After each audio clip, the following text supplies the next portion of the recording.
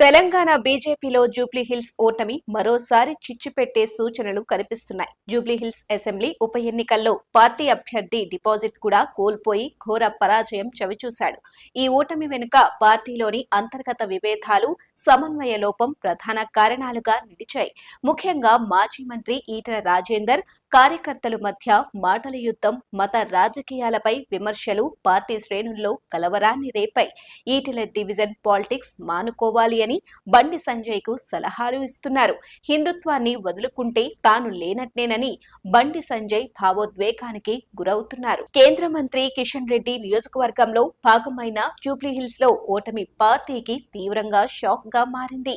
ఎన్నికల ప్రక్రియలోనే కాకుండా అభ్యర్థి ఎంపిక నుంచి ప్రచారం వరకు అన్ని కిషన్ రెడ్డే బాధ్యత తీసుకున్నారు. అయితే ప్రచారంలో పెద్దగా ఎవరూ కనిపించలేదు. రాష్ట్ర నాయకత్వం, ఎంపీలు, ఎమ్మెల్యేలు ఈ ఎన్నికల ప్రచారానికి రాలేదు. సమన్వయ లోపం ఓటమికి దారి తీసిందని ఆ పార్టీ నేతలు విశ్లేషించుకుంటున్నారు.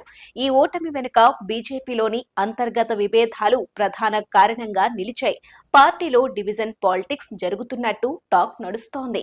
ఇది తెలంగాణలో బీజేపీ అధికారంలోకి రావడాన్ని మరింత కష్టతరం చేస్తోందన్న ఆందోళన వ్యక్తమవుతోంది. మత రాజకీయాలు తెలంగాణలో నడవవని మాజీ మంత్రి ఈటెల రాజేందర్ వ్యాఖ్యలు సంచలనం రేపాయి. మత రాజకీయాలు మంచివి కావు, అవి ఎక్కువ కాలం నిలబడలేవు, అది కూడా తెలంగాణలో అస్సలు నడవవు. డివిజన్ పాలిటిక్స్, మత రాజకీయాలు చేయటం నేతలు మానుకోవాలి అని ఈటెల స్పష్టం చేశారు. ఈటెల వ్యాఖ్యలు ప్రత్యేకంగా కేంద్ర మంత్రి బండి సంజయ్ ను ఉద్దేశించినవని ప్రత్యేకంగా చెప్పాల్సిన పని లేదు. జూబ్లీహిల్స్ ప్రచారంలో బండి సంజయ్ మత రాజకీయాలే చేశారు. అయితే ఎవరేమన్నా తాను హిందూ సనాతన ధర్మ రక్షణ కోసమే పనిచేస్తానని, హిందుత్వంను వదిలేస్తే తానే లేనట్లని చెబుతున్నారు. ఇరువురికి వివాదాలు ఉన్నాయి. అందుకే ఇది పార్టీలో ప్రచన్న యుద్ధంగా మారింది.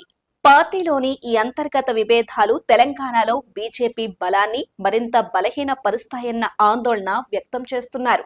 జూబ్లీహిల్స్ వంటి అర్బన్ సిటీలోనే డిపాజిట్ కోల్పోవడం పార్టీ కార్యకర్తల్లో నిరాశను మరింత పెంచుతోంది. రామచంద్రరావును అధ్యక్షుడిగా పెట్టినా పెద్దగా పరిస్థితుల్లో మార్పు రావడం లేదు. పరిస్థితులు ఇలాగే కొనసాగితే బీజేపీ తెలంగాణలో కాంగ్రెస్, బీఆర్ఎస్ మధ్య పోటీకి బలహీన ప్రత్యర్థిగా మిగిలిపోవచ్చని అంటున్నారు. ఇప్పటికే ఎమ్మెల్యేలు ఎవరి దారిలో వారు వెళ్తున్నారు. పార్టీని ఏకతాటిపైకి ఉంచే నాయకత్వం కూడా లేకుండా పోయింది. పార్టీ ఐక్యత అనేది లేకుండా పోయింది. ఇలా ఎంతకాలమన్న ఆవేదన ఎక్కువ మందిలో కనిపిస్తోంది.